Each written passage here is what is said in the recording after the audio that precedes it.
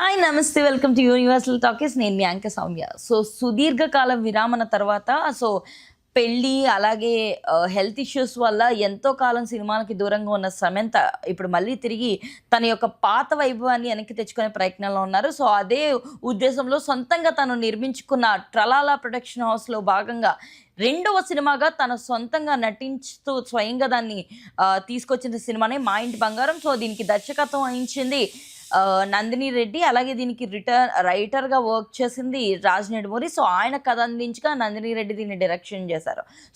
June 19న release అయిన 'మా ఇంటి బంగారం' సినిమా ఇప్పటివరకు ప్రేక్షకుల్ని ఎంతగానో ఆదరించినట్లుగా, అలాగే పిల్లల నుంచి పెద్దవాళ్ళ వరకు ప్రతి ఒక్కరు వెళ్ళి దీన్ని ఎంతో అద్భుతంగా వీక్షించినట్టుగా అయితే తెలుస్తుంది.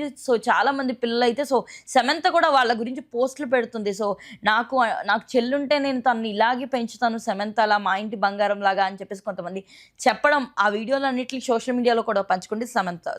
ప్రత్యేకంగా ఈ సినిమా గురించి సోషల్ మీడియాలో చెప్తూ ఇప్పటిదాకా మొదటి రోజు 13.5 కోట్ల వరకు కలెక్షన్లు సాధించింది 'మా ఇంటి బంగారం'. ఇది కేవలం ప్రేక్షకులు ఇచ్చిన ఆదరణే. కథ నచ్చితే, కథలో కంటెంట్ ఉంటే ఖచ్చితంగా సినిమాని అది చిన్నదైనా పెద్దదైనా విజయం సాధించేంత దిశగా ప్రేక్షకులు నడిపిస్తారు అని ఇంకోసారి రుజువైంది అని చెప్పేసి సమంత చెప్పుకుంటూ వచ్చింది.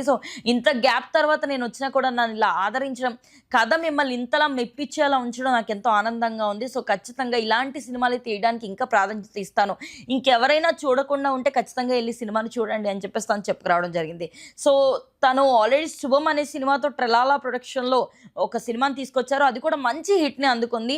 ఆ నేపథ్యంలో రెండో కథను ఎంచుకోవడం. ఈ మధ్య కాలంలో ఒరిజినల్‌గా ఉన్న ప్రొడ్యూసర్స్ కంటే కూడా ఎవరైతే ఇలా కథానాయకులుగా వచ్చారో హీరోస్‌గా, అండ్ నాని కూడా తన కెరియర్‌లో ఇప్పటిదాకా 3-4 సినిమాలు అందించారు తన ప్రొడక్షన్ హౌస్‌లో. అన్నీ కూడా బ్లాక్ బస్టర్ హిట్స్ అందుకున్నవే, ఏది కూడా యావరేజ్‌గా ఉన్నది లేదు. అదే రీతిలో అదే బాటలో నడుస్తుంది సమంత.